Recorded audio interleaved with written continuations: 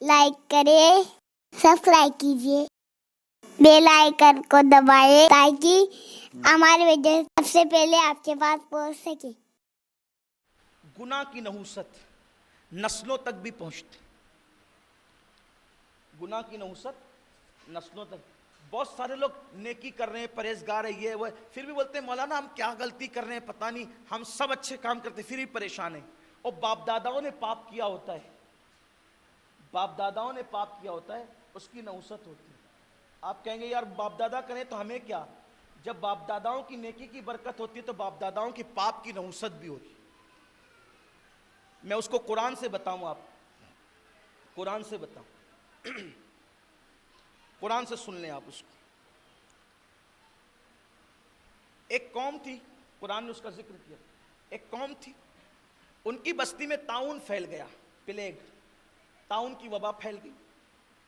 اور طاعون کی وبا پھیلی تو اسلام کا مسئلہ یہ ہے کہ جب طاعون پھیلے، وبائی بیماری پھیلے، تو تم جہاں ہو وہاں سے بھاگو مت، جہاں وبائی بیماری ہو وہاں سے بھاگ کے کہیں اور مت جاؤ، اور اگر آپ کے علاقے میں نہیں ہے تو اپنا علاقہ چھوڑ کے بیماری کی جگہ مت آؤ، تم بیماری کی جگہ مت آؤ اور بیماری کی جگہ سے بھاگو بھی مت، اس لیے کہ اینما تکونوا یدرککم الموت ولو کنتم فی بروج مشیدہ، کہ اگر تم مضبوط قلعے میں چھپ جاؤ گے تو بھی تمہیں موت وہاں اگر لکھی ہے تو آ کے رہے گی، اگر لکھی ہے تو آ کے رہے گی، اور اگر نہیں لکھی ہے تو آپ پڑے رہیں بریج کے نیچے، کھلے آسمان کے نیچے، تو بھی آپ کا کچھ ہونا جانا نہیں ہے، اور اگر آپ کی موت لکھی ہوئی ہے پھر آپ شیش محل میں رہیں تو بھی موت وہاں، ایک سیکنڈ پہلے اور ایک سیکنڈ بعد موت ٹلتی نہیں، جس کی لکھی ہے اس کو تو آنا ہی ہے۔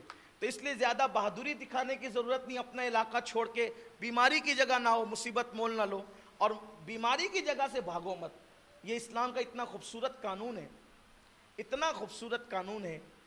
اسی لیے جب پلیگ کا مرض آیا تو کئی ہزار لوگوں کو ایمان کی دولت نصیب ہوئی، کیونکہ اوروں کے مردے کوئی دفن کرنے والا نہیں تھا، اور مسلمانوں کی میتیں ویسی شان سے جاتی تھی جیسے اور دنوں میں شان سے گئی۔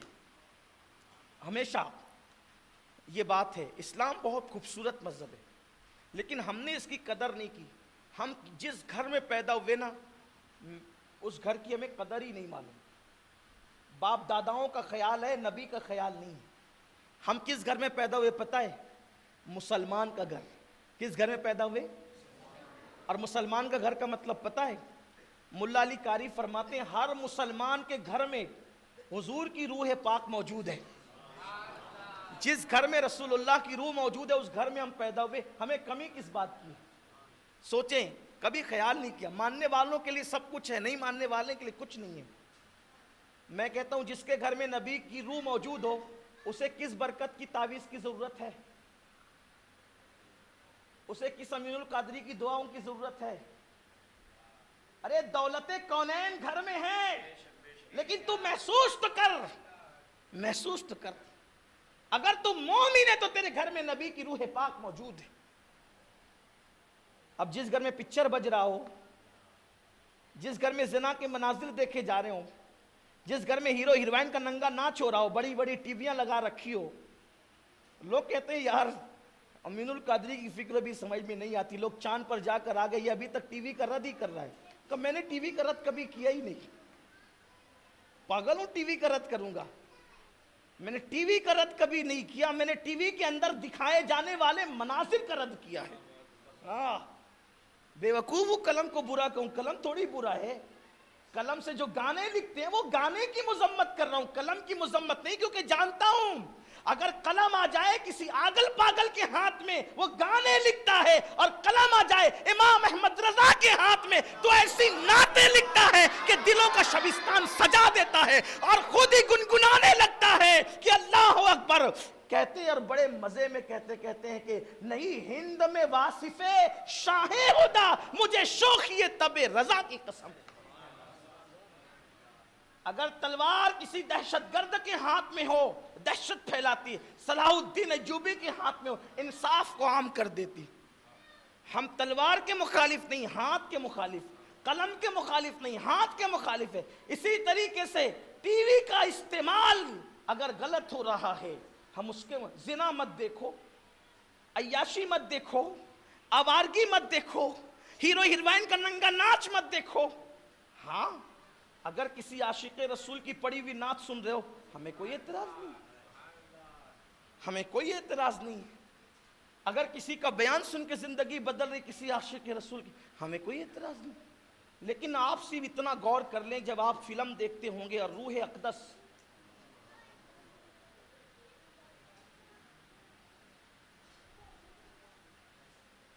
मैं क्या कहूं इस पर, मुसलमान से बढ़कर भी कोई हुजूर की बेअदबी कर रहा है।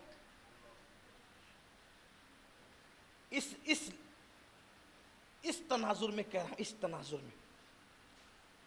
बल्कि मैं तो कहता हूं कि अगर ये तसव्वुर आ जाए कि हुजूर की रूह पाक हमारे घर में मौजूद है, तो फिर मैं तो बुलंद आवाज से भी गुफ्तगू करने से डरूं।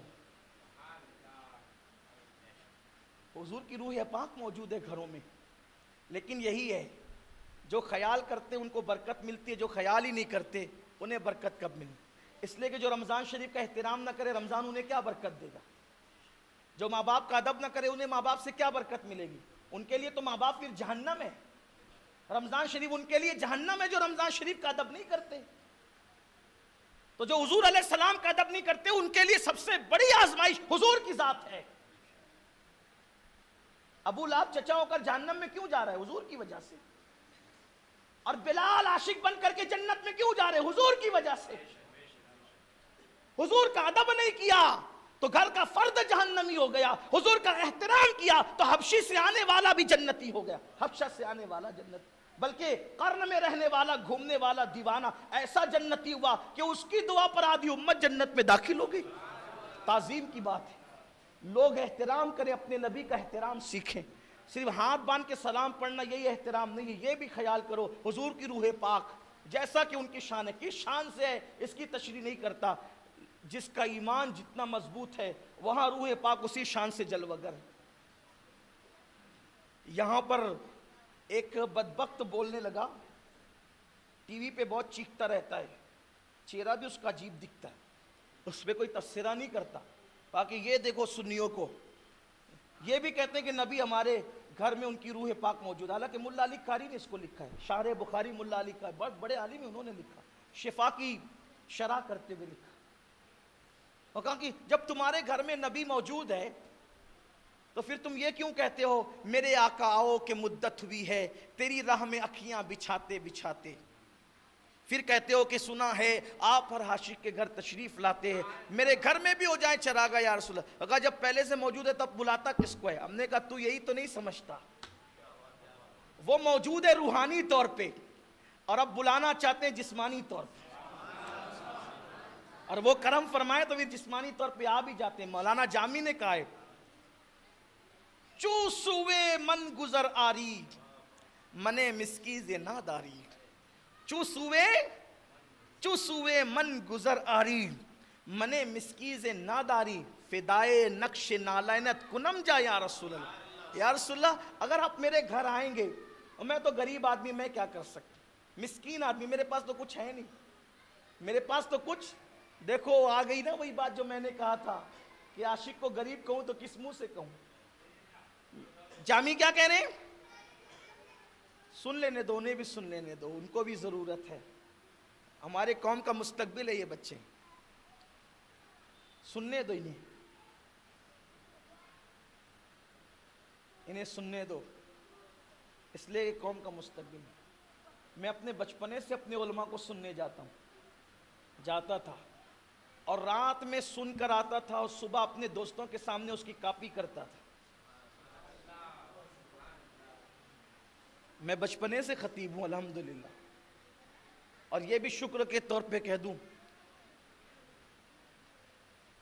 कि किसी ने मुझे खतीब बनाया नहीं। जिन उलमा की गुफ्तगू मैंने सुनी अपने बचपने में, सुबह को मैं उनको लौटा दिया कर मिन वन। अल्लाह ताला ने मुझे इतना हाफजा दिया था बचपने में कि उनके अंदाज के, उनके हाथों के, उनकी आंखों के, उनके बोलने के सेम इशारे में लौटाता था। अब मेरे दोस्त तो सुनते थे, मेरे मोहल्ले के साथी, मेरे स्कूल के साथी, बेचारे पहले से बर्दाश्त करने के आदी थे। بلکہ بعد میں جب عمر کچھ بڑی ہوئی تو ان سننے والوں میں ہمارے برادر امتیاز بھائی بھی موجود تھے. ہاں سن لینے دو, بچوں کو نظر انداز مت کیا کرو. بچپنے میں آتے ہیں تو ہم بگا دیتے ہیں, پھر جوانوں کے آتے نہیں تو پھر منت کر کے بلاتے ہیں. آنے دو ان کو, آنے دو ان کو, بیٹھنے دو انہیں, محفل کی زینت بننے دو, اپنا مستقبل ہے یہ. ہو سکتا ہے انہی میں پھر کوئی ایسا خطیب پیدا ہو کہ جو اپنی قوم سے مخاطب ہو. ذوق ایسی پیدا ہوتے. تو علامہ جامی کہتے ہیں چوسوے من گزر آری منے مسکی سے ناداری. یا رسول اللہ اگر آپ میرے گھر آئیں گے, میں تو مسکین آدمی ہوں, میں کچھ رکھتا نہیں, فقیر آدمی ہوں, میں کیا آپ کو پیش کروں گا. پھر کہتے ہیں چونکہ دولت کہیں رکھتا ہوں نا تو وہی پیش کرتا ہوں. کہتے ہیں فدائے نقش نالینت کنم جا یا رسول اللہ, حضور آپ کی نالین جان رکھی ہوگی اور اس کا نشان جو پڑے گا میں اپنی جان ہی اس پہ قربان کر دوں.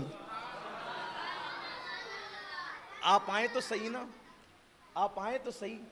تو حضور کی روح پاک گھر میں موجود ہے. بات دور نکل گئی. عرض یہ کر رہا تھا کہ اس کا ہمیں بہت خیال کرنا چاہیے, حضور کے دل کو تکلیف نہ دے. تو گناہ اس کی نحوست نسلوں تک پہنچتی, یہ بات کر رہا تھا. تو طاعون کی وبا پھیلی, اللہ کا حکم ہے کہ بھاگ کے نہیں جانا بیماری سے ورنہ موت تو آ کے رہے گی.